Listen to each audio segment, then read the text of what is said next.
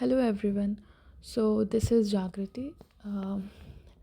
मैं आज यहाँ पे आप लोगों को अपनी नीट जर्नी शेयर करने वाली हूँ कि मैंने नीट क्यों छोड़ा। मैंने नीट की प्रिपरेशन स्टार्ट की थी 2021 लास्ट मंथ दिसंबर में। और जब मेरा 2022 का एग्ज़ाम हुआ, I was not that much prepared. फिर भी मैंने एग्ज़ाम दिया। फिर मैंने सोचा कि मैं अच्छे से एक साल प्रिपेयर करूँगी and I was so much confident because starting से ही मुझे एज अ टॉपर लिस्ट में रखा गया और मैं अपनी पढ़ाई के अलावा कहीं भी फोकस्ड नहीं रहती थी। एंड देन जब 2022 का मैंने प्रिपरेशन स्टार्ट किया और totally from online. And then फिर मैंने प्रिपरेशन की, मैंने ऑफ़लाइन टेस्ट दिए न्यू लाइट के, जो कि जिसका ब्रांच कानपुर में है। फिर प्रिपरेशन बहुत अच्छी जा रही थी, टेस्ट में मार्क्स भी अच्छे आ रहे थे। एंड आफ्टर डैट जनवरी में क्या हो जाता है, मेरी तबीयत ख़राब हो जाती है। और आपको पता है जब एक बार फ़्लो टूटता है तो फिर एंड सामने आपके एग्ज़ाम है तो आप वेल प्रिपेयर्ड नहीं रहते उस चीज़ के लिए। फिर सारी चीज़ें डिमोटिवेशन में चेंज हो जाती है। फिर पूरा जनवरी चला गया मेरा, फिर फ़ेब भी हाफ चला गया। उसके बाद कॉन्फिडेंस बहुत लो हो गया था। फिर भी मैंने सोचा ठीक है, जो अभी जितना हो पा रहा है कर लेते हैं, एक साल और ड्रॉप ले लेंगे।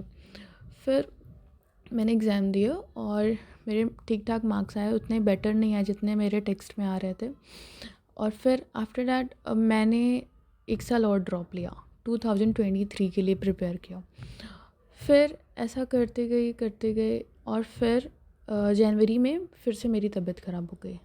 आई डोंट नो क्या सीन है जनवरी का कि जब भी एग्ज़ाम आने वाला होता है, सारे पता नहीं क्या प्रेशर हो जाता है कि वो या एंड देन फिर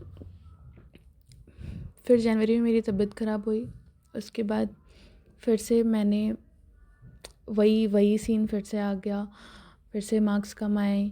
उस टाइम पे मुझे बीएमएस कॉलेज अलॉट हुआ। फिर भी मैंने नहीं लिया बिकॉज़ स्टार्टिंग से मुझे ये मैंने देखा था कि एमबीबीएस की जो सीट होती है या एमबीबीएस का जो ऑरा होता है कि एमबीबीएस स्टूडेंट का, वो उसके आगे कुछ भी नहीं है। तो फिर मैंने सोचा एक साल और चलो ड्रॉप ले लेते हैं। और इस दौरान मैं बस सिर्फ एक ऐसा आप रिलेट कर पा रहे होगे अगर आप खुद उस प्रिपरेटरी फेज़ में होगे तो। मैं एक कमरे में कैद हो गई थी इन द सेंस कि बस मुझे निकलना ही नहीं है।